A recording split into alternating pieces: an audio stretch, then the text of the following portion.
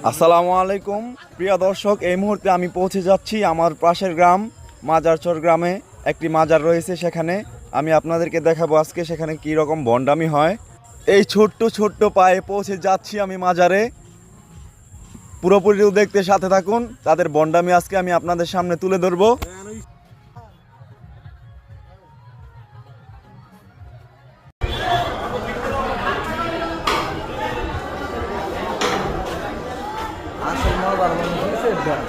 বলে কেন্দ্র করে